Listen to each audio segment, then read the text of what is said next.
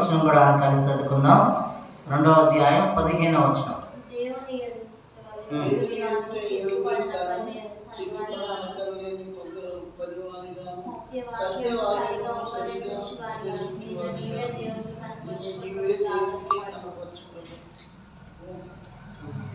ప్రార్థన చేసుకుందాం.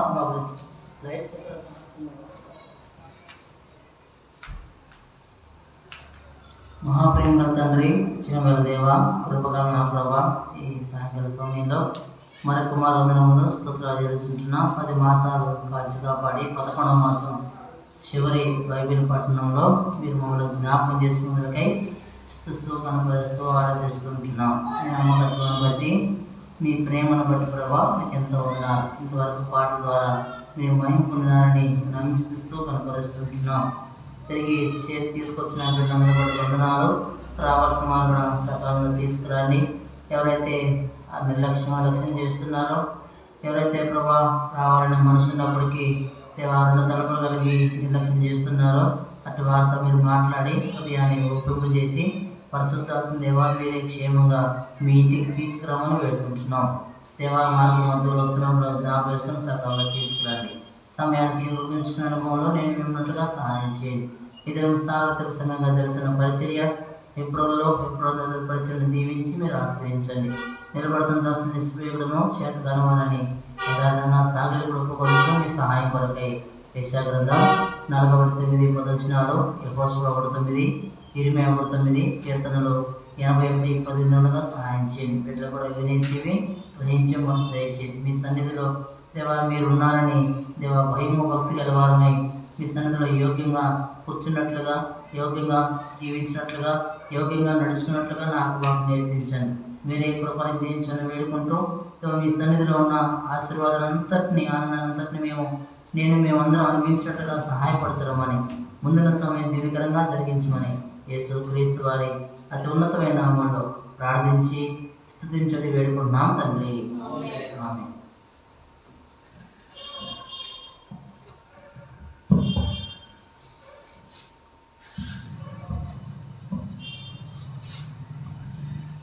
బైబిల్ పైకెత్తి బైబిల్ పట్టుకుందాం. పఠింప శ్రేష్ఠ గ్రంథం. పఠింప శ్రేష్ఠ గ్రంథము బైబిల్, పఠింప శ్రేష్ఠ గ్రంథము బైబిల్, అనుదినం పఠించిన ప్రేమతోడ నడుపును ఓ పఠింప శ్రేష్ఠ గ్రంథము బైబిల్.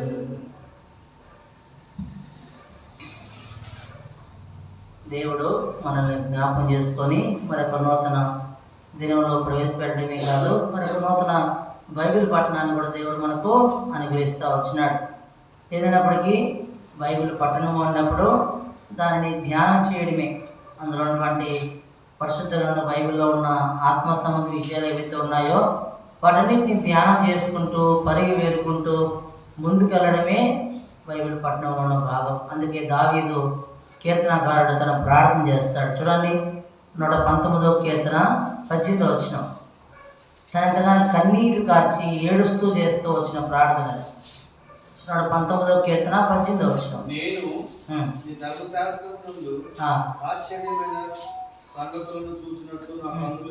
చూడండి ఏమంటున్నాడు తెలుసా? ప్రభువా, నేను నీ ధర్మశాస్త్రంలోని ఆశ్చర్యకరమైన సంగతులు ఏం చేయాలా?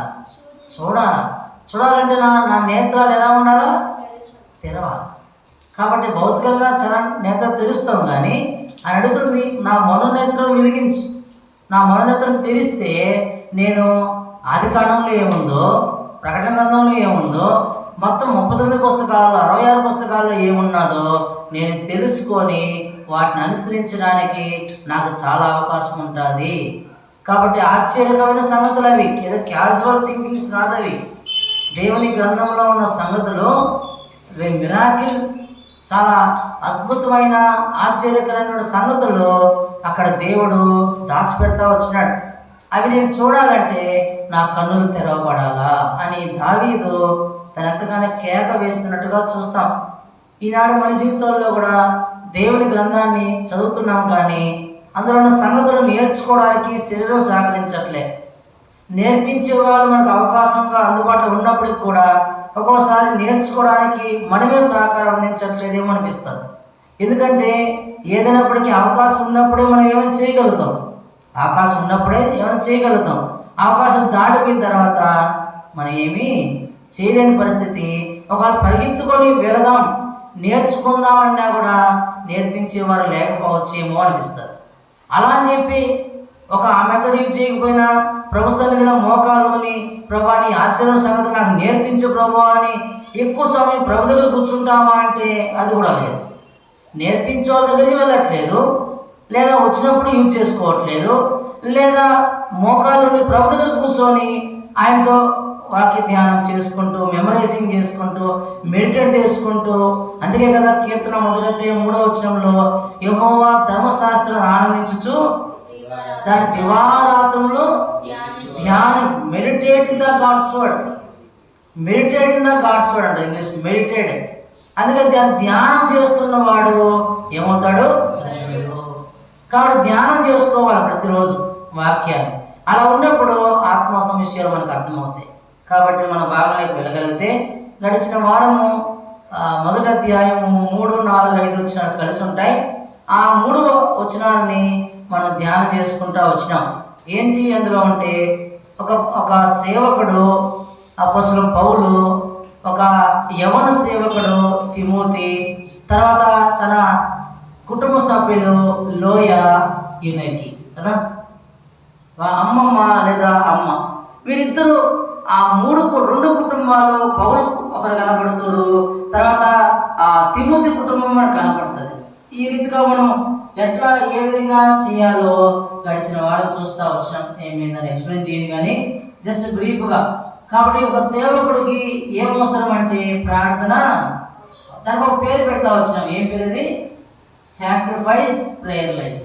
కాబట్టి త్యాగపూరితమైన లేదా సమర్పణతో కూడిన ప్రార్థన ఒక సేవకుడికి అవసరం.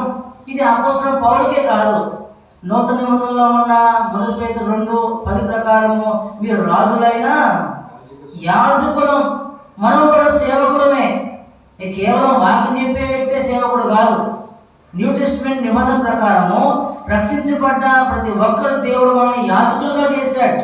కాబట్టి ఒక సేవకుడికి ఎంత అవసరమో యాజకుల లిస్టులో ఉన్న నీకు నాకు కూడా ప్రార్థన ఎంత అవసరమో, ఆ ప్రార్థన ఎట్లా ఉండాలంటే సమర్పణతో కూడింది ఉండాలి, త్యాగంతో కూడిన జీవితం ఉండాలని గడిచిన వారం చూస్తూ వచ్చాం. తర్వాత నా ప్రార్థన ఏందో నేను చూస్తూ జ్ఞాపకం చేసుకుంటూ నీ కన్నీళ్లను నేను చూస్తున్నా అన్నాడు.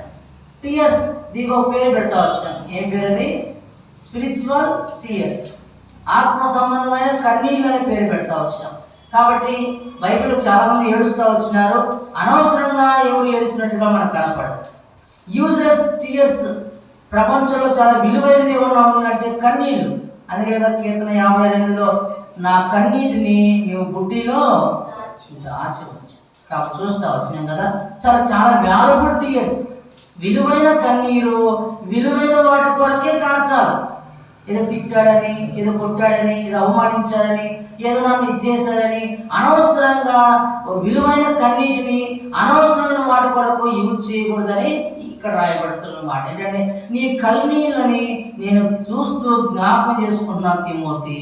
ఎందుకు ఏడుస్తూ వచ్చినాడు తిమోతి అంటే ఎఫ్ఎస్సి ఈ పత్రికలో తిమోతి రాసిన పత్రికలో పౌలు వెళ్ళిపోతున్నాడు, పరిచర్య అంతా అతను అప్పగిస్తూ వచ్చినాడు.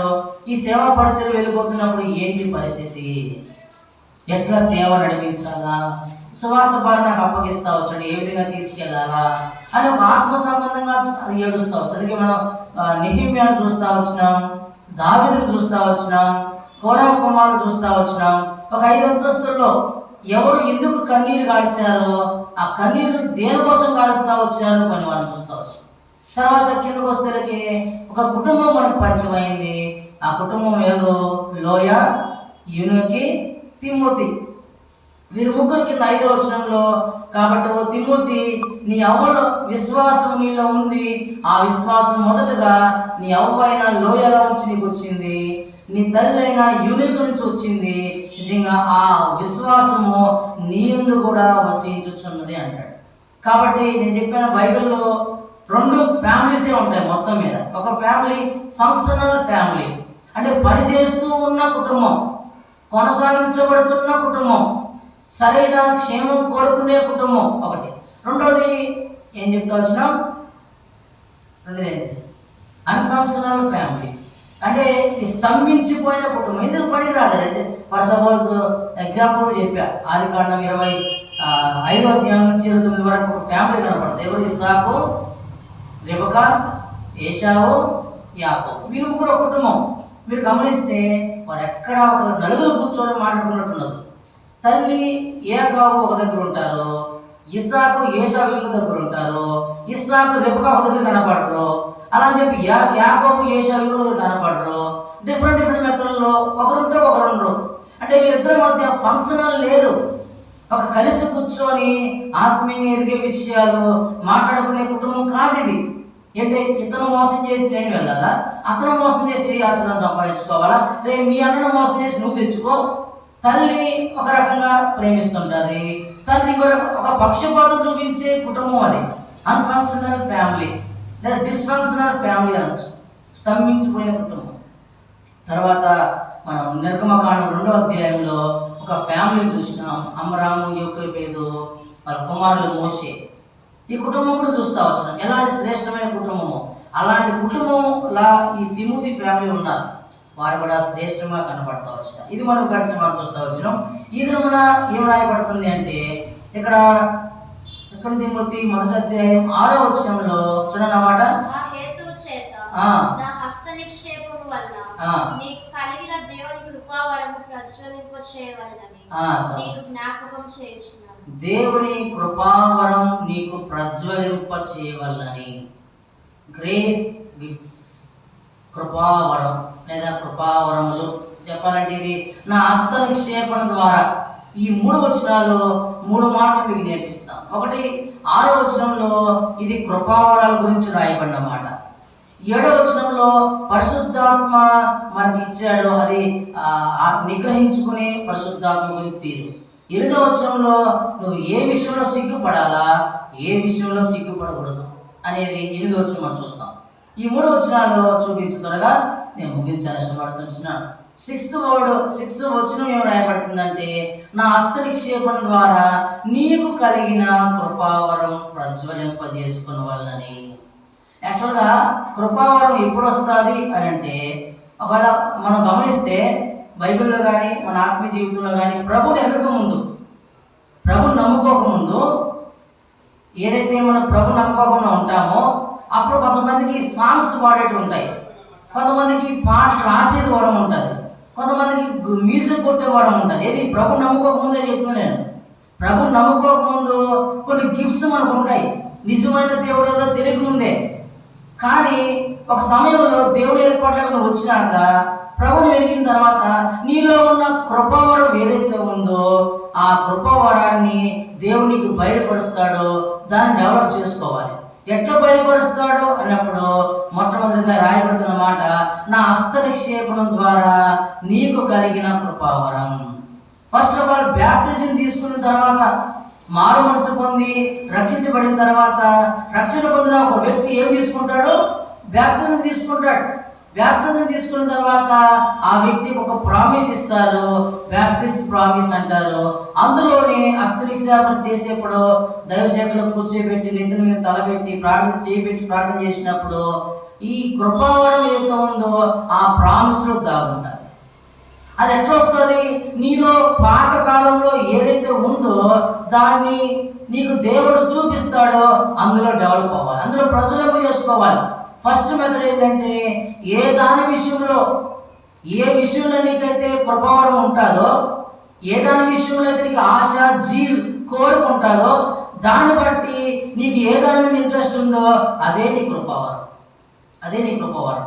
అది పాటల, మ్యూజికా లేదా వాక్యమా, సంథింగ్ సో. ఏ దాని మీద అయితే ఆశ, ఆసక్తి లేదా కోరిక ఉంటుందో అది నీ విషయంలో, అది దాన్ని బట్టి మొట్టమొదటి కృపావరం తెలుసుకుంటాం. రెండోది తెలుస్తుందంటే మందిరానికి నువ్వు వస్తుంటాం, నెలల తరబడి వస్తుంటాం. అయితే మందిరానికి వస్తున్నప్పుడు అక్కడ కొంతమంది పెద్దలు, సేవకులు, పరిచారకులు గమనిస్తారు. అరే ఫలానా సహోదరుడు నిజంగా ఎంత జీవితో పనిచేస్తున్నాడు, ఎంత చక్కగా పాట పాడుతున్నాడు అని వారు నిన్ను చూస్తారు. అంటే నీలో ఉన్న కృపావరం నీకు తెలియదు. ఆ పెద్దలు ప్రార్థనలు ఎవరైతే ఉంటారో వాళ్ళు చూసి, బ్రదర్ నీకు ఈ దేవుడి గిఫ్ట్ ఇచ్చాడు బ్రదర్, ఈ గిఫ్ట్ని డెవలప్ చేసుకో అంటారు. ఇది సెకండ్ మెథడ్లో తెలుసుకునేది. మూడో మెథడ్ ఏంటంటే మనకు తెలుసు, అందుకే దానికి నిర్గమకాండం గమనించండి. ఇది న్యాయపతుల 6వ అధ్యాయంలో పరాక్రమశాలైన గిద్యోనుతో దేవుడు అంటే, గిద్యోను అనుకుంటాడు నేను పనికి మానవాడిని, నేను ఎందుకు యూజ్లెస్ ఫెలో, నా వల్ల ఉపయోగమే లేదు, ఆ శత్రువులు మిద్యాను నన్ను చంపిపడేస్తారు, నేను దాగుంటానంటాడు. కానీ దేవుడు అంటాడు నీ దృష్టిలో ఒకటి ఉందేమో కానీ నా దృష్టిలో నువ్వు పరాక్రమశాలివే, నీకంటూ నువ్వు సామర్థ్యం నీకుంది. ఓ గిద్యోను, ఖచ్చితంగా నువ్వు వెళ్ళి ఇశ్రాయేలు ప్రజల్ని మిద్యాను చేతుల నుండి విడిపిస్తావు నువ్వు.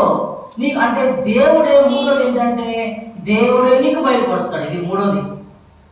ఒక వ్యక్తిలో కృపావరం బయటపడాలంటే 3 మెథడ్స్ ఉన్నాయి.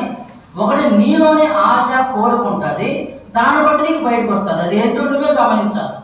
రెండోది ఏంటంటే దేవుని సేవకులు పెద్దలు నీలో ఉన్న కృపావరాన్ని గమనించి చెప్తారు. ప్రధాన అంకుల్ జానవాడి గారు నీకు ఇది ఉంది సో అని చెప్పేస్తారు వాళ్ళు, అంటే నీలో ఉన్న దాన్ని బట్టి. మూడోది ఇక్కడ గిద్యోను లాగా దేవుడే నీకు బయటపరుస్తాడు.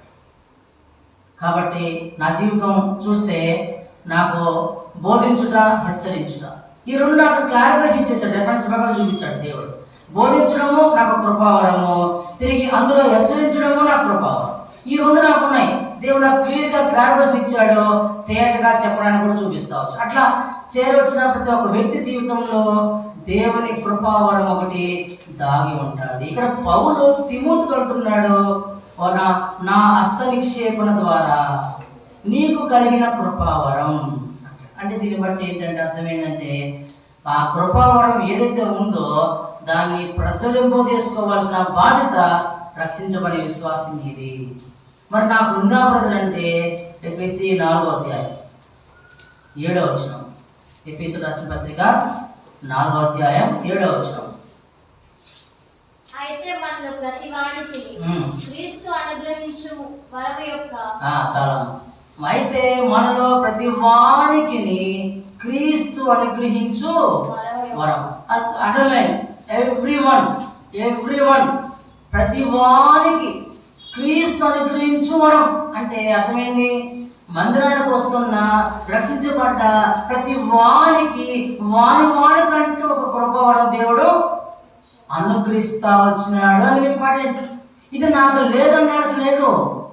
మందిరంలో తనకంటూ ఒక స్థలము నిర్ణయించాడు దేవుడు. మందిరంలో తనకంటూ ఒక పని నియమించాడు దేవుడు. మందిరంలో మూడోది తనకంటూ ఒక కృపావరాన్ని దేవుడు ఇచ్చాడు. ఇక్కడ చేరొచ్చిన చిన్నపిల్లలు ఎవరైనా సరే నీలో నాలో దేవుడు కృపావరాన్ని దాచిపెట్టాడు. అది మనము తెలుసుకోవాల్సిన విధానం 3 మెథడ్లు చెప్తా వచ్చినాము. ఇక్కడ రాయబడుతున్న మాటను అర్థం చేసుకుంటే నీ నా జీవితంలో ఆత్మీయంగా దాన్ని డెవలప్ చేసుకుని ఇష్టపడాలి. అందుకే చూడండి రోమా 11వ అధ్యాయం 29వ వచనం. దేవుడు ఏ దాంట్లో పశ్చాత్తాపడు తెలుసా? రోమా 11వ అధ్యాయం 29వ వచనం. ఒకరు దేవుడు తన కృపావరముల విషయంలో పిలుపు విషయంలో పశ్చాత్తాపపడు. దేవుడు ఎక్కడ రిలీజ్ కాడో తెలుసా?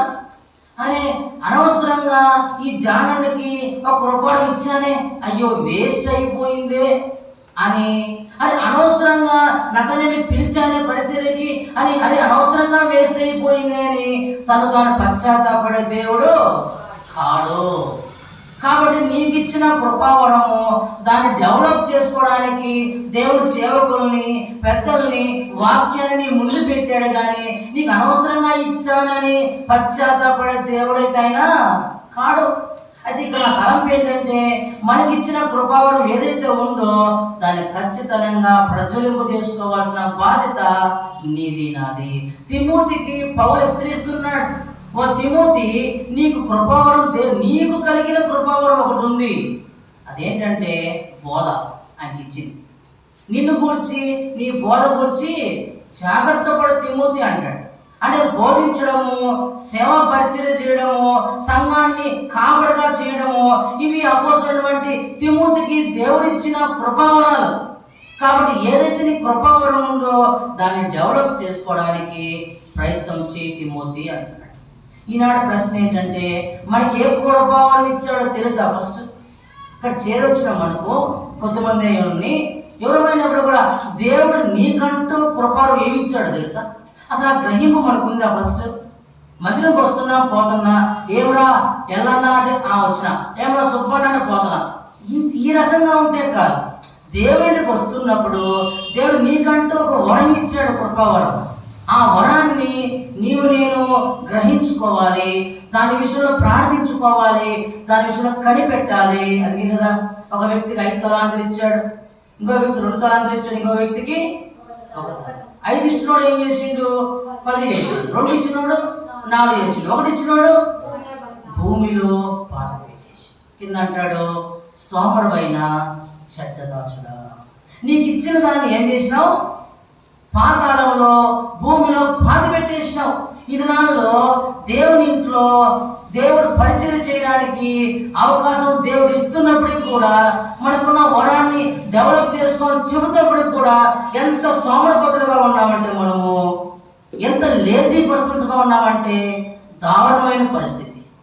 ఎంత దారుణం అంటే మనిషిగా దాని యొక్క గ్రహింపు లేక దేవుని యొక్క దుఃఖ పెట్టే పరిస్థితిలో మనం ఉన్నాం. మనకి ఇచ్చిన వరం ఏంటో క్రమంగా అర్థం కావట్లేదు ఎవరికి. ఆ వరం ఏంటో అర్థమైందనుకో, ఆ వరం కొరకు పాకులాడుతావు, ఆ వరం డెవలప్ చేసుకోవడానికి ఆతృత పడతావు, పరిగెత్తుతావు. నేను ఇంకా డెవలప్ కావాలా, నా దేవుని భూమిలో పెట్టేవాడిని కాదు నేను, పాలు పెట్టేవాడు కాదు నేను సోమరిపోతుని కాదు నేను. దేవుడు ఇచ్చాడు, డెవలప్ చేసుకోవాలనుకొని ముందుకెళ్ళాలి. ఈనాడు నా జీవితంలో అలాంటి ఆకాంక్ష, కోరిక మనలో ఉంటే, ప్రియా సహోదరి, దేవుడిని నీకు ఇచ్చిన వరాన్ని డెవలప్ చేస్తాడు. అందుకే బైబిల్ మొత్తం మీద 21 కృపావరాలు ఉన్నాయి. జస్ట్ నేను ఎక్స్ప్లెయిన్ చేయను. 21 గిఫ్ట్స్ ఉన్నాయి బైబిల్లో. 21 కృపావరాల్లో 7వ కృపావరం నీకుంది. ఇది నాకు లేదు అనడానికి లేదు. బైబిల్ మొత్తం మీద కృపావరాలు 7 ఉన్నాయి, ఆత్మవరాలు 9 ఉన్నాయి, సంఘ క్షేమాభివృద్ధి కొరకు వాడే మళ్ళా కృపావరాలు 5 ఉన్నాయి. 7 ఒక 6 ఎంత, 7 ఒక 9 ఎంత, 16, 16 ఒక 5 21. మొత్తం మీద 21 కృపావరాలు ఉన్నాయి. గ్రేస్ గిఫ్ట్స్ ఉన్నాయి. దేవుడిచ్చిన కృపావరాలు 21 ఉన్నాయి. వాటిలో ఏమేమి ఉన్నాయో నీకు చూసుకోవాలి. చూద్దాం, జస్ట్ బ్రీఫ్గా చూపించి ముగిస్తాను. మొట్టమొదటిగా రోమీయులకు రాసిన పత్రిక 12వ అధ్యాయం 6-7 వచ్చినారు. త్వరగా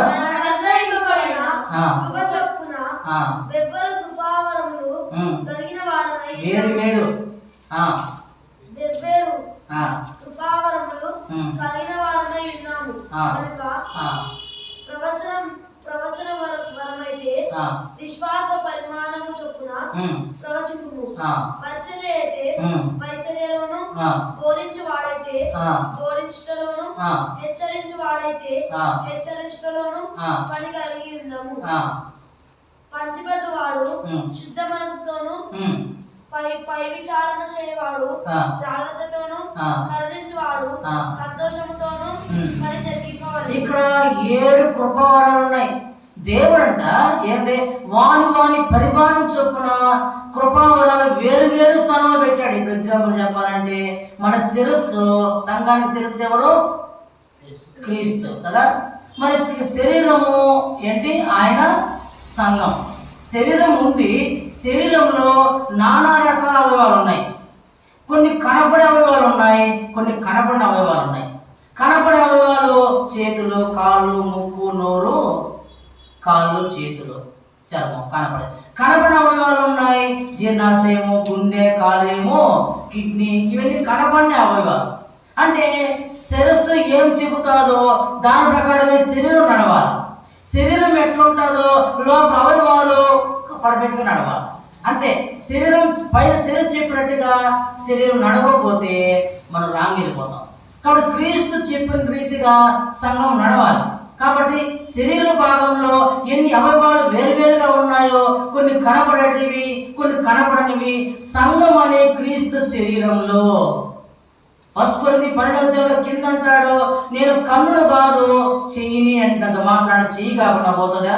నేను చేయిని కాదు కాలు అంత మాత్రాన. కన్ను పని వేరు, చెయ్యి పని వేరు. కాలు పని వేరు, శరీరం పని వేరు. కన్ను చేసే పని కాలు చేయదు, కాలు చేసే పని చెవి చేయదు, చెవి చేసే పని నోరు చేయదు.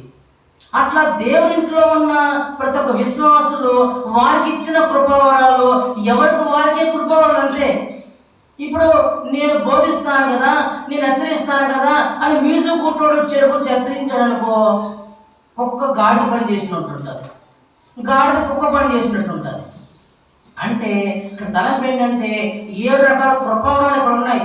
ఒకటి ప్రవచన వరం. కొంతమందికి ప్రవచించే వరం ఇస్తాడు దేవుడు. కొంతమందికి పరిచర్య వరం. పరిచర్య అంటే చేపలు వేయడము, మందిరం ఊడ్చడము, సంథింగ్ రకరకాల పరిచర్యలు ఉన్నాయి.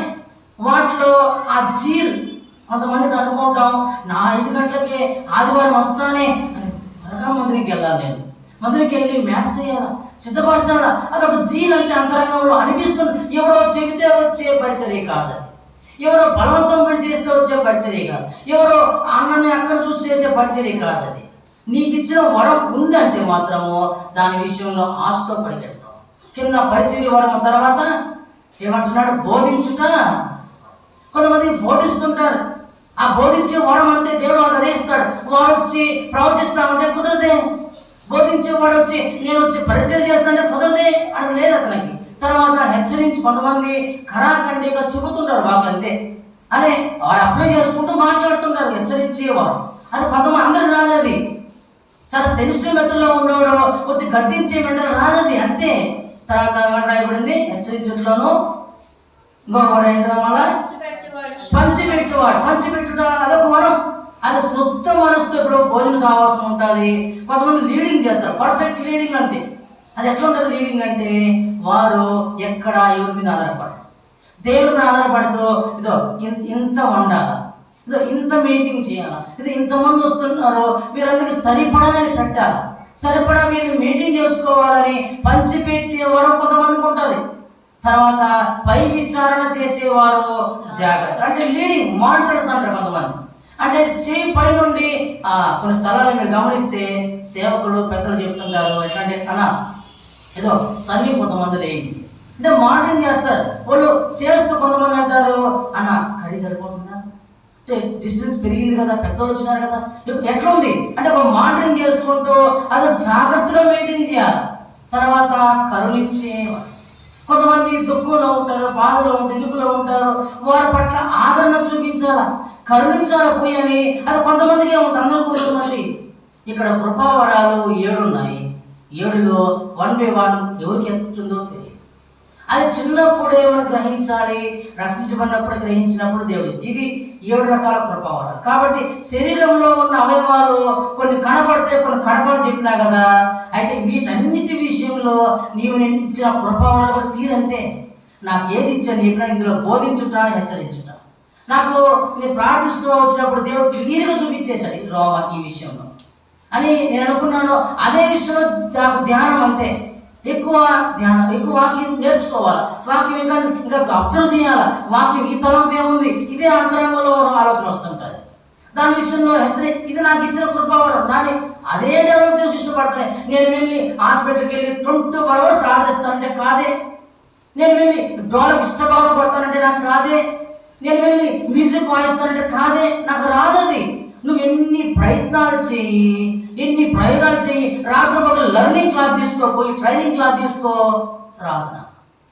ఒకవేళ బై గాడ్స్ గ్రేస్ ఉండి ఒకవేళ నీకు ఇచ్చిన దాంట్లో ఇంకా ఈ బాధ పెట్టినోడు ప్రభావం తీసుకోవచ్చు. 5వ తారీఖు ఇచ్చాడు మన దేవుడు వల్ల. అరే ఆల్రెడీ 5 ఉన్నాయి కదంటే ఉన్నాయి, 5 డెవలప్ చేసుకుంటున్నాడు ఆయన. 5, 10 చేసిండు అన్నాడు. కాబట్టి వీడు ఉన్నది వాడుకోలేదు, తీసుకొచ్చి వాడికి ఇస్తాను. ఎందుకు? దాన్ని పర్ఫెక్ట్గా వాడుతున్నాడు. 5 తలాంతులోడు. ఈనాడు మన జీవితంలో కూడా నిర్లక్ష్యం చేస్తే మనలో ఉన్నది తీసి పడేస్తాడు. ఎటు తీస్తాడు తెలుసా? దినాలు గడుస్తుంటాయి, నీకు ప్రార్థన దాని ఏదైనా ధ్యాస ఉన్నది నీకు అంతే. రోజు రోజుకి 7 గంటలకు మీటింగ్ అంటే 9 గంటలకు వస్తావు, 10 గంటలకు మీటింగ్ అంటే 10:30కు వస్తావు. అప్పుడు పాటలు అయిపోయింటాయి. నువ్వు నీకు ఇచ్చిన తలాంత కొట్టడమని లేదా మ్యూజిక్ ఏదో అని అంటావు. కానీ నీకు ఆశ తగ్గుతున్నప్పుడు వైపునకు నువ్వు వస్తావు. ఏం లాభం చెప్పు? అట్లా రాను సోమరపోతూ తయారైపోతాము. ఎందుకు పనికి రాకుండా వరాన్ని భూమి మీద పాత పెట్టుకునే దిక్కుమాల పరిస్థితి మనం తెచ్చుకుంటాం. కాబట్టి ఇక్కడ పౌలు తిమోతి అంటున్నాడు, తిమోతి నీకు కలిగిన కృపావరము ప్రజ్వలింపజేసుకో అన్నాడు. కాబట్టి ఇక్కడ ఎన్ని కనపడ్డాయి? 7 కృపావరం. తర్వాత 1 కొరింథీ 12వ అధ్యాయం త్వరగా 8, 9 వచ్చినారు. మరి దేవుడు సంఘములో మొదట కొందరిని అపోస్తలులుగాను ఒకరికి ఆత్మ మూలముగా బుద్ధి వాక్యమును, మరి ఒకరికి ఆత్మ అనుసరించు జ్ఞాన వాక్యమును, మరి ఒకరికి ఆత్మ వలననే విశ్వాసమును, మరి ఒకరికి ఆత్మ వలననే స్వస్థపరచు వరములను, మరి ఒకరికి అద్భుత కార్యములు చే శక్తియు, మరి ఒకరికి ప్రవచన వరమును, మరి ఒకరికి ఆత్మల వివేచనయు, మరొకరికి నానావిధ భాషలను, మరి ఒకరికి భాషల అర్థం చెప్పు శక్తియు. ఇక్కడ ఎన్ని ఉన్నాయి? ఇక్కడ 9, 8 కాదు 9. గమనించారా? కొందరికి ఆత్మ బుద్ధివాక్యం ఇస్తుందంట, మరి కొంతమందికి ఆత్మ జ్ఞానవాక్యం ఇస్తుందంట, మరి కొంతమందికి ఆత్మ విశ్వాసం ఇస్తుందంట, మరి కొంతమందికి ఆత్మ స్వస్థపరచవడం ఇస్తుందంట, మరి కొంతమందికి ఆత్మ నువ్వు ఏడపో ఇంకా విశ్వాసం ఇప్పుడు దాటుకోమేను అద్భుత కార్యం చేసేవారు, మరి కొంతమందికి ఆత్మ ప్రవచన వరం ఇస్తా, మరి కొంతమందికి ఆత్మ భాషలు మాట్లాడు, మరి కొంతమందికి ఆత్మ ఆ భాషలు మాట్లాడడానికి అర్థం చెప్పేది ఇస్తాడు. చూడండి 9 రకాలు ఉన్నాయి ఇక్కడ. 9 చూడండి. బుద్ధివాక్యము, జ్ఞానవాక్యము, విశ్వాసము, మళ్ళా స్వస్థపరచవరము, అద్భుతములు, ప్రవచనము, వివేచనయు, నానావిధ భాషలు. తర్వాత 9వది ఆ భాషలకు అర్థం చెప్పేది.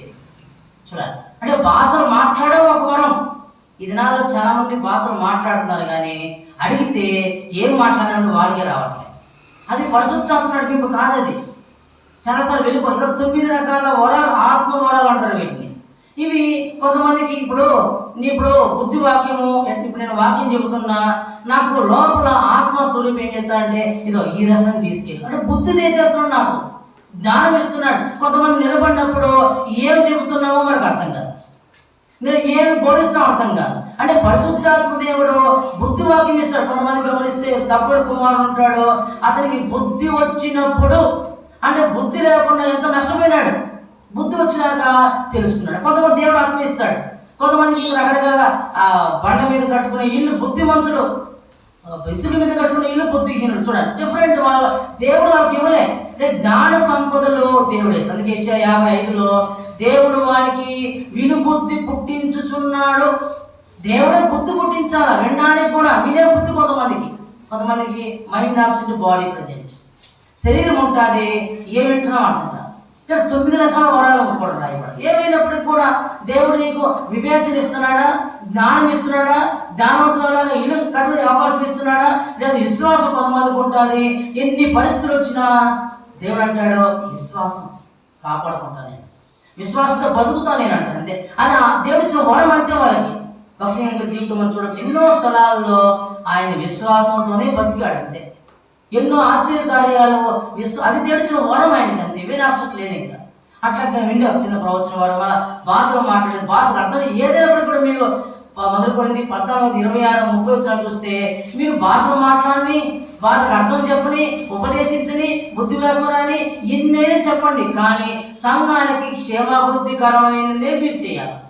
సంఘానికి మేలు కలిగించే విధంగా నీ కృపావరం వాడాలి.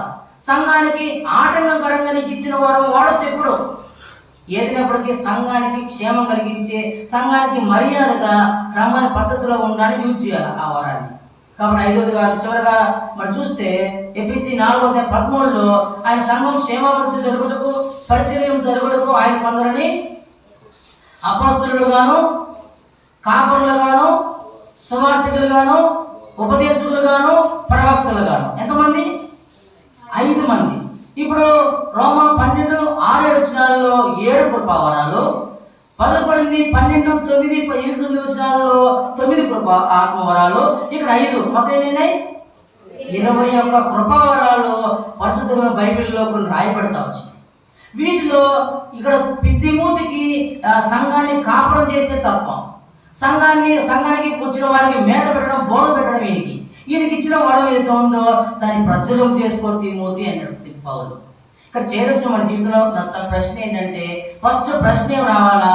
నాకు దేవుడు ఏ వరం ఇచ్చాడు, నాకు ఇచ్చిన వరం ఏంటి, ఆ వరాన్ని జాగ్రత్తగా డెవలప్ చేసుకుంటున్నానా లేదా, ఆ వరం విషయంలో నాకు శ్రద్ధ ఉందా లేదా, లేదా సోమరమైన చట్టదాసులాగా ఉన్నదాన్ని పాతి పెట్టుకుంటున్నానా లేదా, నేను లేదా డెవలప్ చేసుకుంటున్నాననే ప్రశ్న రచించుకునే విశ్వాసకు రావాలి.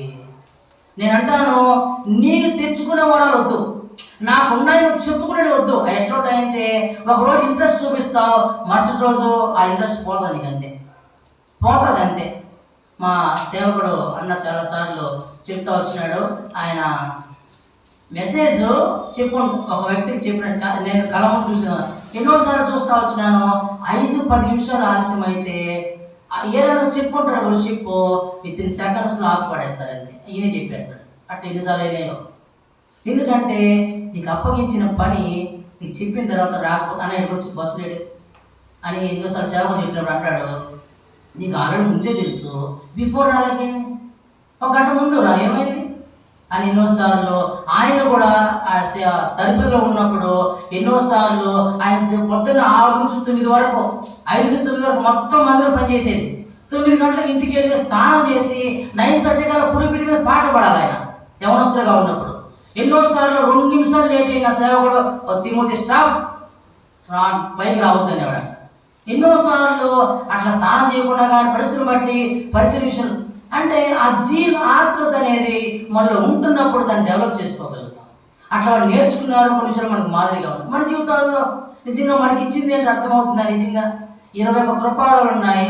వాటిని ఏ రీతిగా ఏ రకంగా వాడుకుంటున్నామో డెవలప్ చేసుకోవడానికి తిమోతిలాగా మనం ప్రయత్నించాలి. అందుకే మీరు గమనిస్తే బైబిల్లో 8 రకాల ఇన్స్ట్రుమెంట్స్ వాడిన ఏకైక మంచి మ్యూజిక్ డైరెక్టర్ ఎవరు? దావీదు. ఆయన 150 కీర్తన మీరు చదివితే 8 వే ఇన్స్ట్రుమెంట్స్ వాడాడు, 8 రకాల ఇన్స్ట్రుమెంట్స్ వాడాడు ఆయన.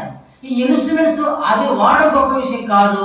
కింద అంటాడు 1 సమూయేలు 16-18లో, ఈయన బహు చమత్కారముగా వాయించేవాడు.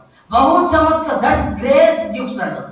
అంటే నీకు ఇచ్చిన వరము ఏదైతే ఉందో చమత్కారముగా ఎంత డెవలప్ అంటే ఆ వ్యక్తి సరిగ్గా ఆయన పాడుతుంటే దురాత్మ వెళ్ళిపోయి తెలుసా. అంటే దాన్ని ఎంత చక్కగా ఇన్స్ట్రుమెంట్ ట్యూన్ చేస్తున్నాడో చూడండి. కొంతమంది అట్లా చేయలేకపోతున్నారు దినాల్లో. కాబట్టి మన జీవితంలో తలంపు ఏంటంటే, ప్రియా సోదర పౌలు తిమోతిని హెచ్చరిస్తున్నాడు, నీకు ఇచ్చిన కృపావరం ఏదైతే ఉందో దయచేసి దాన్ని ప్రజ్వలింప చేసుకోగాని దాన్ని నిర్లక్ష్యం చేయొద్దు. 1 తిమోతి 4:16లో నీకు ఇచ్చిన కృపావరం అలక్ష్యం చేయొద్దు, ఇక్కడ ప్రజ్వలింప చేసుకోవాలంటాడు. ప్రియా సోదర ప్రశ్న వేసుకుందాం. ఎవరైనా సరే ఈ రోజు నుంచి అయినా ప్రార్థన చేసుకుందాం. ప్రభువా, నన్ను పిలుచుకున్న దానికి నాకు ఇచ్చిన వరం ఏంటో నాకు చూపించు. నన్ను పిలిచి ఏర్పాటు చేసుకుని రక్షించుకున్నావు, నాకు ఇచ్చిన కృపావరం ఏంటో నాకు బయలుపరచు. అది నువ్వే బయలుపరుస్తావో తెలియదు, లేదా సేవకులు బయలుపరుస్తావో తెలియదు, లేదా నాలో తన విషయం ఆశ పురుస్తావో నాకు తెలియదు. ఏదైనప్పటికీ నాలో ఉన్న వరము నాకు చూపించు. సోమరమైన చట్టదాసులను నేను చేయొద్దు. పాత్ర బతుకు నాకు వద్దు ప్రభువా. నీ పరిచర్య కోసము, నీ సంఘ క్షేమాభివృద్ధి కొరకు, నీవు ఇచ్చిన పరిచర్యలో నేను మేల్పొందిన కొరకు దాన్ని యూజ్ చేయాలి. నా స్వభావ నష్టం కోసం యూజ్ చేయొద్దు ఇప్పుడు వరాన్ని. ఏదో నాకు నచ్చిన మంచి చాకచక్యంగా మాట్లాడతానని చెప్పి బయటికి ఇష్టానుసారంగా నాకు నచ్చిన ఏదో డబ్బుల కోసం వాటి కోసం ఉపయోగించు. దాన్ని సంఘానికి క్షేమాభివృద్ధి కలిగించేలా ఉండాలి. అందుకే 1 కొరింథీ 14:20 అది రాయబడింది. సంఘానికి మర్యాదకరంగా, క్షేమకరంగా, మేలు కలిగించే విధంగా నీకు ఇచ్చిన వరాన్ని యూజ్ చేసుకో అంటాడు. ఇక్కడ ఆ రీతిగా ముందుకెళ్దాం. కాబట్టి 6వ వచనము ఆ రీతిగా మనకు తెలియజేస్తుంది. 7వ వచనం ఒకసారి త్వరగా 2 తిమోతి 1:7 వచనం. దేవుడు మనకు శక్తియు ప్రేమయు ఇంద్రియ నిగ్రహం గల ఆత్మని ఇచ్చెను గాని వివేకం గల ఆత్మని ఇయ్యలేదు. ఇక్కడ తిమోతికి 3 మైనస్ పాయింట్ తిమోతిలో ఉన్నాయి. 3 మిస్టేక్స్ ఉన్నాయి, లేదా 3 వీక్ పాయింట్స్, క్షమించండి తప్పనద్దు, 3 వీక్ పాయింట్స్ ఉన్నాయి. ఒకటి, ఆ వ్యక్తి పిరికోడు. ఎవరు? తిమోతి పిరికోడు. రెండోది, కింద 8వ వచనము, సిగ్గుపడేవాడు. నువ్వు సిగ్గుపడతా అంటాడు. తర్వాత చూద్దాం. సిగ్గుపడే తత్వం తిమోతి. మూడోది, 1 తిమోతి 5వ అధ్యాయం 10వ వచనంలో, నీ కడుపు జబ్బు నిమిత్తము ఏం చేయాలా? ప్రతిరోజు ద్రాక్షరసము సేవించు. అంటే ఈ వ్యక్తి ఒకటి పిరికోడు, రెండోది అన్నింటిలో సిగ్గుపడేవాడు, మూడోది కడుపు జబ్బు బలహీనుడు లేదా అనారోగ్యపరచగలిగిన వాడు. ఈ 3 వీక్ పాయింట్స్ తిమోతిలో ఉన్నాయి. ఇక్కడ జబ్బు గురించి మాట్లాడట్లే, ఈ వ్యక్తి పిరికితనం గురించి పౌలు మాట్లాడుతూ, నీకు ఏ ఆత్మ ఇచ్చాడో తెలుసా? ఇంద్రియ నిగ్రహం గల ఆత్మనే నీకు ఇచ్చాడు కానీ పిరికితనం గల ఆత్మ నీకు. ఎఫెసీ సంఘంలో క్రూరమైన తోడే లాంటి క్యారెక్టర్ పీపుల్స్ ఆల్రెడీ వచ్చేసారు. వీరందరి జీవితాలు చూసినప్పుడు, బతుకు చూసినప్పుడు ప్రవర్తన ఒకటి ఉంది, బోధ ఒకటి ఉంది. ఆ ఎఫెసీ సంఘంలో ఎంత భయంకర పరిస్థితులు వచ్చినప్పుడు ఈ వ్యక్తి చూసి తట్టుకోలేక కొంత భయంకరములకు గురైనప్పుడు, పిరికివాడైనప్పుడు పౌలు ఆ వ్యక్తిని హెచ్చరిస్తూ బలపరుస్తూ వస్తున్న మాట ఏంటంటే, నీలో నాలో ఉంచబడిన ఆత్మ ఇంద్రియ నిగ్రహం గల ఆత్మ తిమోతి. నీకు పిరికితనం ఆత్మ నీకు ఇవ్వాల దేవుడు, నీకు పటిష్టమైన పరిశుద్ధాత్మ నీలో ఉంచాడు దేవుడు. అదేం చేస్తుందంటే చూడండి, దేవుడు మనకు 7వ మొదటి భాగం, దేవుడు మనకు శక్తిని, చాలు, దేవుడు మనకు శక్తిని, ప్రేమను. ఇక్కడ తలంపు ఏంటంటే ఇంద్రియ నిగ్రహం. ఇంద్రియములు, జ్ఞానేంద్రియములు ఎన్నున్నాయి ఒక వ్యక్తిలో, మనుషులు? 5 ఏంటవి? కళ్ళు, చెవులు, ముక్కు, చర్మం, ఇంకోటి నాలుక. ఈ 5 ఏమంటారు? జ్ఞానేంద్రియములు. ఈ జ్ఞానేంద్రియములు అంటారు వీటిని. ఈ జ్ఞానేంద్రియములు మాట్లాడతాయి, ఈ జ్ఞానేంద్రియములు చెబుతాయి. ఇవన్నీ 5 ఏం చేస్తాయంటే, నెక్స్ట్ కర్మేంద్రియం మనకు వదిలిగానే, జ్ఞానేంద్రియములు మనకు చెబుతాయి. కళ్ళు చూస్తున్నప్పుడు పలానా వ్యక్తిని నేను చూస్తున్నాను చెబుతాయి. చెవులు వింటున్నప్పుడు పలానా నేను వింటున్నాను చెబుతాయి. ముక్కు వాసన చూసేప్పుడు ఇది చెడ్డదా లేదా ఇది మంచిదా అని ముక్కు చెబుతుంది. నాలుక అనేది టేస్ట్ ఉందా లేదా తీపి ఉందా లేదా ఇంకా చేదుందా అని నాలుక చెబుతుంది. 5వది చర్మము, చల్లగాలి వస్తుందా వేడిగాలి వస్తుందా వెచ్చగాలి వస్తుందా చర్మము. ఈ 5 జ్ఞానేంద్రియాలు మనతో చెబుతాయి మనకు. దేవుడు అంటున్న మాట ఏంటంటే, పరిశుద్ధాత్మ దేవుడు ఇచ్చిన ఏ ఇంద్రియ అవయవాలు ఏవైతే ఉన్నాయో వాటిని ధైర్యం కొరకు వాడు తిమోతి. కళ్ళు ఉన్నాయి, నా తీరు, నీ చూపు పర్ఫెక్ట్గా ఉండాలి. లేకపోతే పరిశుద్ధాత్మ దేవుడు నీకు ఇస్తాడు, ఆ కళ్ళని వ్యర్థమైంది చూడకుండా నిగ్రహించుకునే శక్తిని నీకు ఇస్తాడు దేవుడు. చెవులు ఉన్నాయి, వ్యర్థమైంది వినడానికి కాదు తిమోతి, నీకు పనికిమాల విషయాలు వినడానికి కాదు. ఒకవేళ ఆ సమయంలో నేను నిగ్రహించుకునే శక్తి దేవుడు నీకు పరిశుద్ధాత్మ నీకు ఇస్తాడు. అట్లా సమయం ఎక్స్పీరియన్స్ లేదు కాబట్టి ఇంకా సమయం ఏంటంటే 5 రకాల జ్ఞానేంద్రియాలు కంట్రోల్. అందుకే మీరు గలత 5:22లో ఆత్మ ఫలం ఏమన్నప్పుడు లాస్ట్ 9వ ఫలం ఏంటి?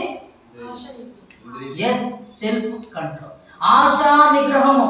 ఏదైతే 5 జ్ఞానేంద్రియాలు ఉన్నాయో వీటన్నిటిని కంట్రోల్ చేసుకునే కెపాసిటీ పరిశుద్ధాత్మ నీకు ఇస్తాడు. అది కళ్ళుతో ఏమి చూడాలో, ఏమి చూస్తున్నావో పరిశుద్ధాత్మ నీతో మాట్లాడతాడు. చాలాసార్లు పరిశుద్ధాత్మను పాతి పెట్టేస్తున్నాము, పరిశుద్ధాత్మను దుఃఖ పెట్టేస్తున్నాం, పరిశుద్ధాత్మని మనం ఏడిపించి పడేస్తున్నాం అంతే. న్యూ టెస్టిమెంట్లో 5వ సువార్త పరిచర్య అంటారు అపోస్తల కార్యాన్ని. మీరు రాయబడుతున్న మాట అపోస్తల 1:8లో పరిశుద్ధాత్మ మీ మీదకి వచ్చినప్పుడు ఏమవుతారు? ఇక్కడ 2 తిమోతి 1:6-7 ఉంది, దేవుడు మనకు శక్తి ఇచ్చాడు, దేవుడు స్ట్రెంగ్త్ ఇచ్చాడు. పరిశుద్ధాత్మ ఎప్పుడైతే మనలోకి వచ్చిందో పరిశుద్ధాత్మ మనల్ని నివసించడానికి. అందుకే మీరు గమనిస్తే ఓల్డ్ టెస్టిమెంట్లో పరిశుద్ధాత్మ వచ్చిపోయేవాడు. అందుకే దావీదు పాపం చేసినప్పుడు నీ ఆత్మ నా యుద్ధం నుంచి ఏమంటాడు? తీసివేయకము. 2 తిమోతి 1:15 ఇక్కడ నీకు అప్పగించిన మంచి పదార్థము అమ్మడండి 13 నీకు అప్పగించిన మంచి పదార్థం మనలో అది మనలో నివసించు. కాబట్టి హోలీ స్పిరిట్ అని ఆయన కంటిన్యూషన్ మనలో ఉంటాడు.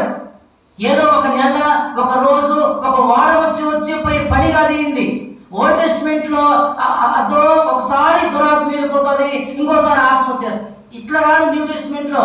నేను వెళుతున్నాను, ఆదరణకర్తను మీకు పంపిస్తున్నాను, ఆయన మీతో ఉంటాడంతే. మీరు గమనిస్తే లోకస్వార్త యేసుక్రీస్తు ఎవరో పరిచయం చేస్తారు. ఎందుకంటే లోకాభక్తుడు రాసినాడు. అపోస్తల కార్యాలు సంఘం ఎత్తపడడానికి అదే లోకాభక్తుడు రాసినాడు, పరిశుద్ధాత్మ పనిచేస్తుంది. కాబట్టి మీరు గమనిస్తే ఈ లోకస్వార్త యేసుక్రీస్తు ఎవరో అని తెలియజేస్తుంది. కానీ అపోస్తల కార్యంలో ప్రతి దానికి పరిశుద్ధాత్మ అవసరం, ప్రతి దానికి పరిశుద్ధం అవసరం. కాబట్టి నీవు నేను ఏమి చేయాలో, ఒక వ్యక్తి ₹1 ఇవ్వాలన్నా అపోస్తలు చదవాలి, ఒక జ్వరం వచ్చినా ఆధారపడే పరిశుద్ధాత్మ మీద ఆధారపడాలి. ఇవన్నీ మనకు అపోస్తల 28వ అధ్యాయంలో 1 by 1 పరిశుద్ధాత్మ దేవుడు పరలోకానికి సంఘాన్ని సిద్ధపరచుకోవడానికి వాడబడతాడు. మనలో ఉన్న ఇంద్రియాలు ఏవైతే ఉన్నాయో అవి ఏవైతే నిగ్రహించుకునే ఆ పునరుద్ధరణ శక్తిని పరిశుద్ధాత్మ మనకి ఇస్తాడు. చాలాసార్లు మన జీవితంలో ఆ నిగ్రహంలో ఉన్న వాటిని చెబుతుంటాయి, కానీ వాటిని మనం వినం. పరిశుద్ధాత్మ మీద చాలాసార్లు మీరు యోహాను 16:9 ఆత్మ మీ మీదకి వచ్చినప్పుడు అన్నప్పుడు అక్కడ పరిశుద్ధాత్మ ఒప్పించుటకును అని ఉంటుంది. లోకంలో తీర్పు మన జీవితంలో ఏం చేస్తున్నామో, ఎలాంటి ప్రవర్తన కనబడుతుందో పరిశుద్ధాత్మ దేవుడు నిగ్రహించుకునే శక్తి ఇస్తాడో వాటిని ఒప్పుకొని విడిచిపెట్టే భాగం ఇస్తామని. అందుకే శక్తియు ప్రేమ, తర్వాత ప్రేమతో ప్రభుని వెంబడించాలి. ఎప్పుడైతే ఆ పునరుద్ధరణ శక్తి నీకు ఇచ్చాడో పరిశుద్ధాత్మ, ఇచ్చిన తర్వాత ఆ ప్రేమ కలిగి నువ్వు నిగ్రహించుకొని ప్రభు కూడా జీవించాలి. పిరికితనం కాదు మన జీవితం ఇచ్చింది. అందుకే ఈ ఇంద్రియ నిగ్రహం అంటే 5 రకాల ఇంద్రియాలు మనకు ఉన్నాయి. ఇవన్నీ మనతో మాట్లాడతాయి, ఇవన్నీ మనం ఏం చేస్తున్నా చెబుతాయి. అయితే అవి చక్కగా నిగ్రహించుకునే శక్తి ఇచ్చేది మాత్రం పరిశుద్ధాత్మ దేవుడే. ఈ పరిశుద్ధాత్మ దేవుడు మనలో ఉండడానికే వచ్చాడు, మనలో సహవాసంగా వచ్చాడు, మనలో సదాకాలం ఉండడానికే వచ్చాడు. ఆయన ఒక రోజు 2 రోజులు పోయేవాడు కాదు. మనం చేతులారా మన ఇష్టానుసారంగా కళ్ళతో వ్యర్థమైనది చూసి, పనికి మాలిని చూసి దాన్ని అమ్ముకుంటున్నాం. వ్యర్థమైనది విని దాన్ని మనం వేస్ట్ వ్యర్థమైన ముసలం ముచ్చట్లు విని మనం పాడు చేసుకుంటున్నాం. నోటిని కూడా పనికి మాల వాడి వరకు వాడి పాడు చేసుకుంటున్నాం. ఇట్లా మనము ఉన్న ఇంద్రియాల్ని నిగ్రహించుకోవాల్సిన మనము, సెల్ఫ్ కంట్రోల్ చేసుకోవాల్సిన మనము, ఆశా నిగ్రహంగా చేసుకోవాల్సిన మనము పరిశుద్ధాత్మ హ్యాండ్లోకి రావట్లేదు. అందుకే నోరు పనిచేస్తుంది, అందుకే కళ్ళు పనిచేస్తున్నాయి. రాంగ్గా చెప్తున్నాను నేను. పరిశుద్ధాత్మ హ్యాండ్లోకి మనం వచ్చినామనుకో, పరిశుద్ధాత్మ హ్యాండ్లో నిగ్రహించుకునే తత్వలకు, అందుకే సామెతలు 3:6 నీ ప్రవర్తన అంతటి మీద ఆయన అధికారానికి ఒప్పుకో. పరిశుద్ధాత్మ ప్రభు నేను కాదు నువ్వు చెయ్యని ఒప్పుకున్నావు అనుకో, కళ్ళు కరెక్ట్గా చూస్తాయి, చెవులు కరెక్ట్గా వింటాయి, నోరు పర్ఫెక్ట్గా మాట్లాడుతుంది, చర్మము స్పర్శని తెలుస్తుంది, ముక్కు నీ వాసన పసిగడుతుంది. ఏది సరైన విధానంలో. ఎప్పుడైతే పరిశుద్ధాత్మ తావీయకుండా నిగ్రహించుకునే తత్వం ఉన్నప్పటికీ వదిలిపడేస్తామో, అప్పుడు మన ఇష్ట ప్రకారం మన అవయవాలు ఇష్టానుసారం చేస్తాయి, మనం పిరిగివారం అయిపోతాము, నిగ్రహించే శక్తి మనకు రాదు. ఈనాడు తిమోతికి ఎంత బలమైన మాటలు అంటే, ఇక్కడ 2 తిమోతి చివరిలో చూడండి. తిమోతి పత్రిక, ఇది 2వ పత్రిక, తను చనిపోతూ ఒక విశ్వాసకి ఏం అవసరమో అన్నీ చెప్పిపోతున్నాడు చూడ తిమోతికి. కాబట్టి ఓ తిమోతి, పరిశుద్ధాత్మ నీలో ఉన్నాడో, నిగ్రహించుకునే మనసు నీకు ఇస్తాడో, చాలా జాగ్రత్తగా డ్రైవ్ చేయి నీ జీవితాన్ని అంటున్నాడు. ఈనాడు మన జీవితంలో నాలుక ఎట్టు పడితే అటు మాటలు పడేస్తుంది, కళ్ళు పిచ్చి పిచ్చిగా చూసి పడేస్తున్నాయి, చెవులు వ్యర్థమైనవి, ఇంద్రియాన్ని నిగ్రహించుకునే శక్తి మనకు రావట్లేదు. కారణం ఏంటంటే మనం ఆయన అధికారాన్ని ఒప్పుకోవట్లేదు. మళ్ళీ బయటికి వెళ్ళి నేను చేసింది కరెక్టే అనేస్తున్నాం, మళ్ళీ నేను చూసింది కరెక్టే అంటున్నాం. మళ్ళీ అంటే లోపల స్పిరిట్ ఏం చేసిందో, స్పిరిట్ ఎన్నిసార్లు ఏడ్చిందో, మనం చేసిన పని విషయంలో, మనం చేసిన దౌర్భాగ్య పని విషయంలో నిగ్రహించుకోవాల్సిన మనము, కంట్రోల్ చేయాల్సిన మనము, ఇష్టానుసారంగా ఉన్న ఇంద్రియ నిగ్రహం వాడి పడేసి మళ్ళీ లోపల ఆత్మ ఎంత దుఃఖపడిందో మర్చిపోయి మళ్ళా నేను చేసింది కరెక్టే, నేను వెళ్తుంది కరెక్టే, నేను మాట్లాడేది కరెక్టే, నేను రైట్ అని చెప్పి అనుకొని మనం మోసం చేసుకుంటూ పరిశుద్ధాత్మ దుఃఖపెడుతున్నాం. ప్రియా సోదర. కాబట్టి 6వ వచనం ఏం తెలియజేస్తుందంటే, మనకిచ్చిన కృప వరం ఏదైతే ఉందో అది గ్రహించి తెలుసుకొని డెవలప్ చేసుకోవడానికి రక్షించుకునే విశ్వాసం నేర్చుకో. రెండోది, దేవుడు మనకి ఇంద్రియ నిగ్రహించుకునే ఆత్మలో పెట్టాడు, కానీ ఈ ఆత్మ కంటిన్యూషన్ ఉంటాడు, కానీ నెల 2 నెలలు ఉంచిపోయాడు కాదు. ఈయన పిరికతనంగా ఉండేవాడు కాదు. ఇప్పుడు కొన్ని విషయాలు ధైర్యంగా కొంతమంది మాట్లాడతారు. ఇప్పుడు అపోస్తల కార్యాల్లో కీలక వచనం 1:8 సాక్షులు అన్నాడు ఆయన. నిజంగా వాళ్ళు పేతురు ధైర్యంగా బోధించారు. కారణం ఏంటంటే పరిశుద్ధాత్మ పెంతుకొస్తే వాళ్ళ మీదకి వచ్చేసిందంతే, వాళ్ళలోకి వచ్చేసిందంతే.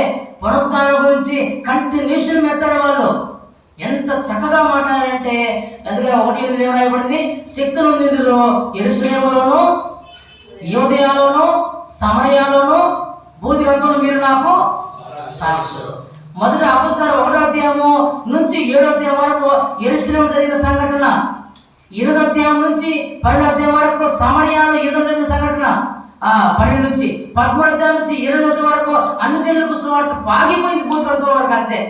ఇక్కడ అపోస్తలుడు పేతురు మాట్లాడతాడు, అక్కడ తర్వాత స్టెఫన్ గారు ఫిలిప్ మాట్లాడతాడు, మూడోదిగా పౌలు మాట్లాడు. వీళ్ళ ముగ్గురితో అపోస్తలులు అంతే. వీళ్ళ ముగ్గురు అద్భుతమైన సువార్త బోధన తీసుకురావడమైన పరిశుద్ధాత్మతో నింపబడ్డారు. వారి ఇంద్రియములు ఏవైతే ఉన్నాయో జ్ఞానేంద్రియములు దేవునికి హ్యాండర్లోకి వెళ్ళిపోయేది. అందుకే పరిశుద్ధాత్మ బోధిస్తుంది, పరిశుద్ధాత్మ నడిపిస్తుంది, పరిశుద్ధాత్మే మాట్లాడుతుంది, పరిశుద్ధాత్మే బలమిస్తుంది, పరిశుద్ధాత్మే వాళ్ళని చక్కని విధానం తీసుకెళ్తుంది. వీళ్ళు భూలోకాన్ని తలకిందులు చేసేవారు వచ్చేసరి వాళ్ళు. ఎందుకు? వాళ్ళ పరిశుద్ధాత్మలోకి వచ్చేసారు, హ్యాండ్ వేయాలి. అందుకే వాళ్ళు నిగ్రహించుకున్నారు. ఎటు పడితే మాట్లాడలే, అనవసరంగా మాట్లాడి అన్నయ్య సఫర్య జీవితాలు మాట్లాడి వచ్చేసినాయి. మీరెందుకు పరిశుద్ధాత్మను మోసపరిస్తే, మీరెందుకు పరిశుద్ధాత్మను దుఃఖపరిస్తారని అననీయతో ఒక మాట అంటాడు, సఫీరతో ఒక మాట అంటాడు. మీరు డైరెక్ట్గా మోసగించదు తెలుసా, పరిశుద్ధాత్మని అంటాడు. ఈనాడు మన జీవితంలో పరిశుద్ధాత్మ పిలిస్తే వచ్చేది కాదు. ఈయన నువ్వు రక్షించబడి బ్యాప్టిజం తీసుకున్న వెంటనే ఆత్మ పావురం రూపంలో యేసుక్రీస్తు వారు లోకి వచ్చినట్టు పావురం దిగిరాలే, పావురం లాగా పరిశుద్ధాత్మ దేవుడు ఆయనకు వచ్చినాడు. అంటే రక్షించబడి మనము బ్యాప్టిజం తీసుకున్న వెంటనే పరిశుద్ధాత్మ మనలోకి వస్తాడు. ఆయన కంటిన్యూగా మనతో పనిచేస్తాడంతే. నేను అనుకుంటాను అపోస్తల కార్యాలు 20 ఆగిపోలే, ఇంకా మిగిలిన సంఘం ఎత్తపడడానికి పౌలు పరలోకంలో రాస్తున్నాడేమో అనిపిస్తుంది. ఇంకా పరిశుద్ధాత్మ కార్యాల గురించి పౌలు పరలోకంలో ఇంకా రాస్తున్నాడేమో ఎత్తబడేంత వరకు. ఇంకా నిజంగా ఎంత ఆశ్చర్యం. మన జీవితంలో కూడా ఇది జ్ఞాపకం చేసుకుందాం. కానీ ఇంద్రియ నిగ్రహం గల ఆత్మని మనకి ఇచ్చాడు. ప్రతి ఒక్క ఇంద్రియాలు ఏవైతే ఉన్నాయో పర్ఫెక్ట్గా నిగ్రహించుకునే తత్వం మనకుంది. కాబట్టి అనవసరంగా దేని యూజ్ చేయకూడదు. ఇచ్చిన వాటిని అనవసరంగా తర్వాత ఏమన్నాడో చివరి మాటలు ముగించుకుందాం. 8వ వచనం, కాబట్టి నీవు మన ప్రభు విషయమైన సాక్ష్యమును గూర్చి ఆయనను ఆయన ఖైదీనైన నన్ను గూర్చి ఆయనను సిగ్గుపడక దేవుని శక్తిని బట్టి సువార్త నిమిత్తమైన శ్రమానుభావంలో పాలివాడవై ఉండుము. కాబట్టి ఇక్కడ 3 విషయాల్లో ఓ తిమోతి సిగ్గుపడొద్దు అంటున్నాడు. ఒకటి, మన ప్రభువైన యేసుక్రీస్తు విషయంలో సిగ్గుపడతాను. రెండోది, నీ గురువైన నేను ఖైదీనైనానని చెప్పి నా విషయంలో సిగ్గుపడగా. మూడోది, దేవుని శక్తి అనగా గాస్పల్ సిలువను కూర్చిన వార్త నశించుతున్న వారికి వెలితనమును, రక్షింపబడుతున్న వారికి దేవుని శక్తి మీన్స్ గాస్పల్. స్వార్థ విషయంలో సిగ్గుపడగా తిమోతి. ఈ 3 విషయాల్లో విశ్వాసి సిగ్గుపడిన అవసరం లేదు. తిమోతికి సిగ్గుపడే అలవాటు ఉంది మనోడికి. అయితే ఆ వ్యక్తి అంటున్నాడు, ఒకవేళ యేసుక్రీస్తు విషయంలో నువ్వు సిగ్గుపడాల్సిన అవసరం లేదు తిమోతి, ఎన్ని అనుకున్నా అనుకోని. కానీ యేసుక్రీస్తే మార్గము, యేసుక్రీస్తే సత్యము, యేసుక్రీస్తే నీకు రక్షణ మార్గము, యేసుక్రీస్తే పరలోకానికి తీసుకెళ్తుంది ఆయనే. ఆయన విషయంలో సిగ్గుపడిన ఎన్ని అనుకోని అవసరం లేదు. రెండోది, నా విషయంలో నీ గురువు మంచిగా నీకు చెబుతా ఉన్నాడు కదా. ఇది రోమా ప్రభుత్వము ఆ వ్యక్తిని జైలు వేసింది. అప్పటికి 2 తిమోతి టయానికి ఫస్ట్ ఎఫెసీ పత్రిక, కొలసీ పత్రిక, ఫిలిమోను రాసిన పత్రిక, ఈ 4 పత్రికలో ఫస్ట్ రోమా ప్రభుత్వం జైలు రాశాడు. తర్వాత బయటకు రిలీజ్ చేసిన తర్వాత మేబీ క్రీస్తు 68 to 70 మధ్యలో మన సెకండ్ టైము రోమా ప్రభుత్వం మన జైలు తీసుకెళ్ళింది మన పౌల్ని. అప్పుడు అంటున్నాడు, ఈ పత్రిక కూడా రాస్తున్నప్పుడు, నేను ఖైదీ చేయబడ్డాను కదా, నీ గురువు జైలుకి వెళ్ళిపోయినాడని చెప్పి నన్ను గురించి ఏమని అంటారేమో, నా విషయంలో కూడా సిగ్గుపడద్దు. నేను కూడా అనవసరంగా నేను జైలుకి వెళ్ళే తిమోతి, క్రీస్తును బోధిస్తూ ఉంటే తీసుకెళ్ళాను. నేను ఎందుకు నువ్వు సిగ్గుపడితే అవసరం లేదు. మూడోది, దేవుని శక్తిగా పిలువబడుతున్న సువార్త విషయంలో సిగ్గుపడతారు. ఈ దినాల్లో ఈ మూడు తప్ప అన్నిట్లో సిగ్గుపడుతుంటాం మనం. అన్ని డిఫరెంటే. ఎవరన్నా ఒక మాట అంటే పడదు, అసలు ఇంకో డిఫరెంట్ వేలో ఆలోచిస్తాం. ఇక ఆ పనికి మనం ఆలోచన సిగ్గుపడుతున్నాం, కానీ ఈ విషయంలో మనకు సిగ్గే రాదు అసలు. అందుకే మాకు యెషయా 64 సిగ్గే మాకు రావాల్సిన 64 ఆలోచనలో మనుషుల నీతి క్రియలు చూడమాట ముగించుకుందాం. యెషయా గ్రంథం 64:5 కూడా మానవుని నీతి క్రియలు ఆ మాట చెబుతూ కింద అంటాడు, నేను జ్ఞాపకం చేసుకొనుచు సంతోషంగా నీతి అనుసరించు వారిని నీవు దర్శించుచున్నావు. చిత్తగించుము, నీవు కోపపడితివి, మేము పాపులమైతివి, బహుకాలం నుండి పాపములలో పడి ఉన్నాము, రక్షణ మాకు కలుగునా. మేమందరము అపవిత్రుల వంటి వారమైతివి, మా నీతి క్రియలన్నీ మురికి గుడ్డ వలె నాయను. మేమందరము ఆకు వలె వాడిపోతివి, గాలి వాన కొట్టుకొని పోనట్లు మా దోషములు మమ్మల్ని కొట్టుకొని పోయెను. నీ నామమును బట్టి మొర్రపెట్టు వాడు ఒక్కడును లేకపోయెను. నిన్ను ఆధారం చేసుకొనుటకై తన్ను తాను ప్రోత్సాహపరుచుకుని వాడు ఒక్కడును లేడు. నీవు మాకు ముఖము చాటు చేసుకుంటివి, మా దోషముల చేత నీవు మమ్మల్ని కడిగించి ఉన్నావు. యెహోవా, నీవే మాకు తండ్రివి, మేము జిగట మన్ను. అంటే ఈ మాట అంతా యెషయా 50 అనుకుంటా, ఇక్కడ సిగ్గే మాకు తగలవలసింది.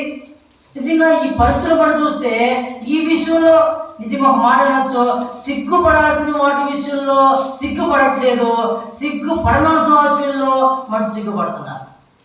నిజంగా ఎంత దారుణం అంటే, తిమోతికి పౌలు హెచ్చరిస్తున్నాడు డైరెక్ట్గా, నువ్వు యేసుక్రీస్తు విషయంలో సిగ్గుపడిన అవసరం లే, నా విషయంలో అసలు సిగ్గుపడిన అవసరం లే, యేసుక్రీస్తు సువార్త విషయంలో అసలు సిగ్గుపడిన అవసరం లే, ధైర్యంగా నువ్వు వెళ్ళు, ధైర్యంగా మాట్లాడు. ఎందుకంటే నేను యేసు ప్రభు ద్వారానే కదా మన రక్షణ వచ్చింది, యేసు ప్రభు బట్టే కదా శ్రమల గుండా వెళ్తుంది, యేసు ప్రభు కోసమే కదా, సువార్త కోసమే కదా బంధించబడింది. కాబట్టి ఇది ప్రభు మనం మెచ్చుకుంటాడు, కానీ లోకస్తులు ఎంతమంది అన్నా మనకు అవసరం లేదు. ఒకవేళ ప్రియా సరసర యేసుక్రీస్తు విషయంలో ఒకవేళ ఏమన్నా అంటే మనం మాట్లాడాలా, లేదా ఒకవేళ ప్రభుని బట్టి ఆత్మీయులు పెద్దలు ఏమన్నా శ్రమలుగా వెళ్తున్నప్పుడు వారిని ఏమన్నా అంటే మనం ఆలోచించాలి. మూడవది, యేసుక్రీస్తు సువార్త విషయంలో ఏమన్నా అంటే మనం సిగ్గు బాధపడాలి, కానీ మిగతా ఏ విషయాల్లో పనికిమాల విషయాల్లో ఎక్కువగా సిగ్గుపడి అయ్యో నాకు ఇట్లా అయిపోయింది, నాకు జీవితం అన్నానికి అవసరమే లేదు. ఇంకా ఒక సిగ్గుపడాల్సిన అవసరం ఏమన్నా ఉంటే ఈ 3 విషయాల్లోనే అంతే. ప్రియాసోదర సోదర అని ఆ మాట అంటూ ఆ వ్యక్తి ధైర్యపరుస్తున్నాడు, నువ్వు సిగ్గుపడవని నాకు తెలుసు అన్నింటిలో, కానీ వాళ్ళు పడాల్సి వస్తే ఈ విషయంలో, అంతేగాని వేరే విషయంలో పడద్దు అని అవి ధైర్యపరుస్తుంది. ఈనాడు మన జీవితంలో ప్రియాసోదర సోదర 6వ వచనము మనకిచ్చిన కృపావరం ఏదైతే ఉందో దాన్ని డెవలప్ చేసుకోవని, ప్రచురింప చేసుకోవని పౌలు మాట్లాడుతున్నాడు. 7వ వచనంలో దేవుడు మనకి ఇచ్చిన ఇంద్రియ నిగ్రహాలు ఏవైతే ఉన్నాయో వాటిని కంట్రోల్ చేసుకునే కెపాసిటీ పరిశుద్ధాత్మకు ఉంది. ఆ పరిశుద్ధాత్మ మనలో నివసించడానికే వచ్చినాడు, మనలోనే ఉంటాడు. కాబట్టి మన ఇష్టానుసారంగా జీవించకుండా ఇంద్రియంగా ఏవైతే జ్ఞానేంద్రులు ఉన్నాయో వాటిని సరైన విధానంలో చక్కగా యూజ్ చేసుకోవాలి. మూడవది, సిగ్గుపడాల్సింది ఈ 3 విషయాలు తప్ప అనవసరంగా ఏ విషయం సిగ్గుపడినా అది లెక్కలోకి రాదు. అంతే. ఈ వాళ్ళు పడాల్సిన అవసరం లేదు తిమోతి, ఎందుకు పడుతున్నావు అని చెప్తున్నాడు. ఈనాడు మన జీవితంలో కూడా ఎలాంటి అనుభవాలు వెళ్తున్నాం మనం? నిజంగా మన చివరి ప్రశ్న, దేవుడు ఇచ్చిన కృపావరం ఏంటో మనకు అర్థమైందా? దాన్ని ఎంతగా రోజు డెవలప్ చేసుకుంటున్నాం? దేవుడు పరిశుద్ధాత్మలో పెట్టినప్పుడు మన జ్ఞానేంద్రియాలని ఎంత కంట్రోల్ చేసుకొని ప్రవర్తిస్తున్నాం బయట? మూడవది, ఏ విషయంలో సిగ్గుపడుతున్నాం, ఏ విషయంలో సిగ్గుపడకుండా, సిగ్గుపడాల్సిన వాటిలో సిగ్గుపడకుండా అనవసరంగా వెళ్ళిపోతున్నాం. కొంతమంది వేసుకొని తిడుతున్నా సరైనగా వెళ్ళిపోతారు అంతే. ఒక్కొక్కసారి నోరు తెరిచి చెప్పాల్సిన బాధ్యత మన మీద ఉంది, ధైర్యంగా పొందాల్సిన బాధ్యత మన మీద ఉంది. ఒక్కోసారి మౌనంగా వెళ్ళిపోవాల్సిన మనకు ఉంది. రెండు చేయొచ్చు. ఆ సందర్భానుసారంగా తెలిసిన వాళ్ళే మాట్లాడుతున్నప్పుడు వాళ్ళకి అర్థమయ్యేతో చెప్పాల్సిన బాధ్యత ఇది నాది. కాబట్టి ఆ రీతిగా సహాయం చేయనట్టు ప్రభువుని చూద్దాం. నీ నా జీవితంలో ఒక తీర్మానం తీసుకున్న వారమై ఈ 3 విషయాలు, 3 వచనాలు, 3 స్థానాలు మనం తీసుకొచ్చినాయి. వాటిలో ఏ రీతిగా ఉన్నామో పరిశుద్ధాత్మ ఆ అధికారి కింద వెళ్ళిపోదాం. దేవుడు మనకు సహాయపడతాం. ప్రార్థన చేసుకుందాం. మోకరించాలి.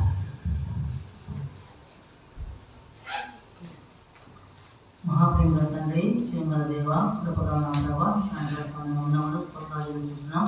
ఈ రీతిగా మీ సన్నిధిలో దేవాలయం తండ్రి నా ప్రభా, మరి 6-7 వచ్చిన ప్రకారం మాట ఉండాలి. నిజంగా మీద నిలబడినప్పుడు సిగ్గుపడినట్లేని పనివాడిగా మేము ఉన్నట్లుగా అన్ని విషయాలు చేయడానికి సహాయం చేయండి.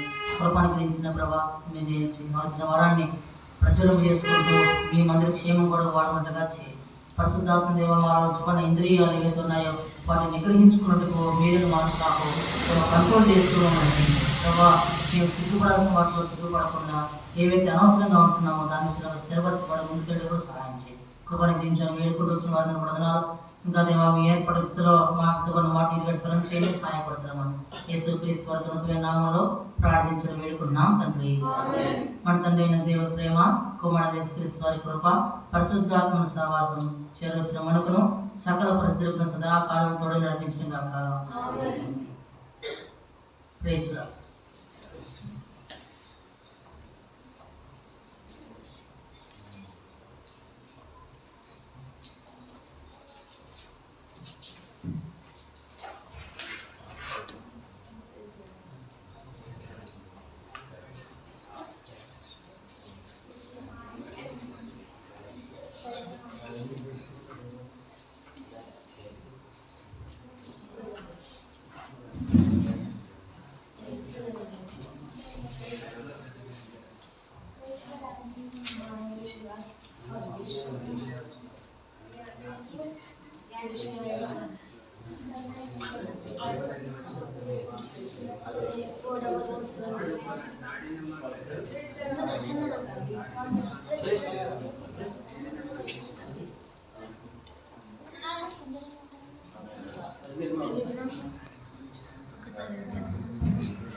ఓకే మళ్ళీ ఎండ్ దాన్ని సంధి